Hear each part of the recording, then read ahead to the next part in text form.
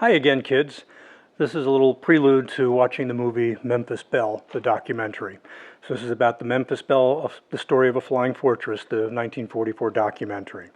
So first, here's some details about the production of the film, mostly taken from the Wikipedia.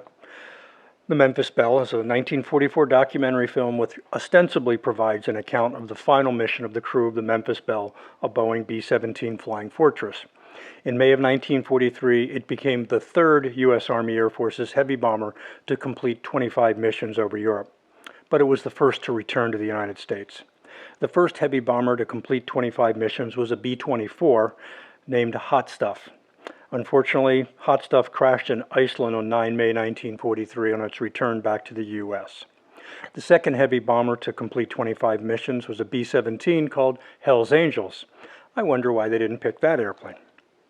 The dramatic 16mm color film of actual battles was made by 3 cinematographers who actually flew on the missions, including First Lieutenant Harold Tenenbaum. Tenenbaum had been a veteran of World War I and was actually killed in action during the filming of Memphis Belle when the bomber he was in was shot down on 16th of April 1943. The film was directed by Major William Wyler. You may recognize the name if you're a film buff. Wyler was a famous Hollywood director, and among his notable films were Ben-Hur, The Best Years of Our Lives, and Mrs. Miniver. All of those films won Best Director as well as Best Picture in the years they were nominated. Best Years of Our Lives was a very personal tale by Wyler, describing the problems of veterans going back after the war, which he had some difficulties himself as a wounded vet. Memphis Belle was narrated by Eugene Kern, and it had the scenes at its station RAS Bassingbourn photographed by Hollywood cinematographer Captain William Clothier. It was made under the auspices of the 1st Motion Picture Unit, part of the United States Army Air Forces. The film actually depicts the next to last mission of the crew on May 15, 1943, and this was made as a morale-building inspiration for the home front, showing the everyday courage of the men who man these bombers. Some things I want you to remember as you watch the film. First, this is a propaganda film. That's not necessarily a bad thing, but just recognize that this film was made for a U.S. audience to promote the war effort, specifically the bomber air war effort. As such, there are some details that are not quite true, like this was the next to last mission, but speak to the main point, and that is, our boys are doing a great job over here, and you should support them at home. There are a number of other points that the film makes quite clearly. The first is that the very nature of this air war is something completely different than any previous conflict. The narrator repeats at the beginning, "This is a battlefront," followed by, "This is an air front." They show scenes of bucolic England interspaced with bombers, so you see what looks like just a nice peaceful field, and you realize this is actually the front in this new kind of war. One of the goals is to put a human face on the flight and ground crews. They specifically name the crew members and explain where they're from, and they are from all over the nation. High school and college students, college graduates, and just plain Joes, fighting for you.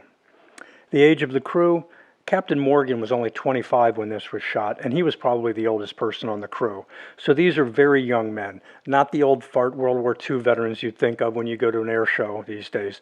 These men were young men, your age. The film not so subtly reminds the audience, and maybe the Germans, that we have a buttload of airplanes.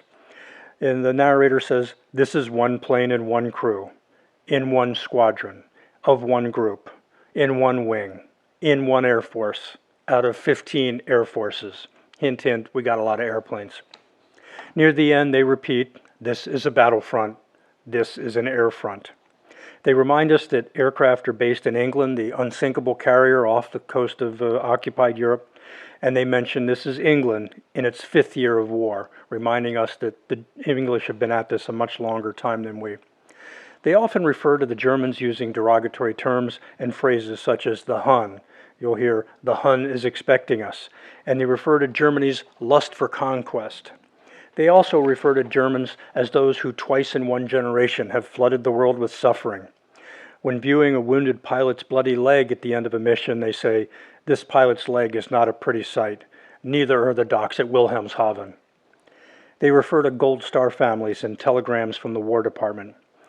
Any family during the war that had a family member serving in the military could display a blue star in their window. If that member was wounded, they could display a silver star.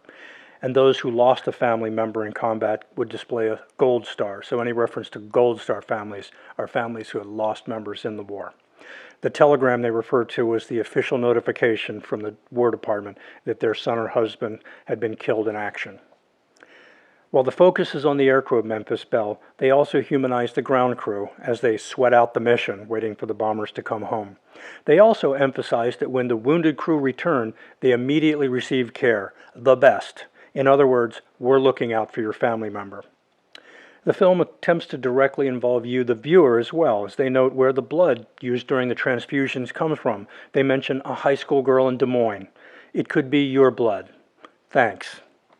Our homeboy, Ira Aker, makes an appearance near the end of the film to hand out awards and also give them their mission, their 26th mission, to go back, tell everybody what they've been doing, and to train the new crews that are coming back to replace them. In a final attempt to make their point about American air power and how strong it is, the narrator mentions how we will bomb the enemy again and again and again until he has had enough, and then we can all come home.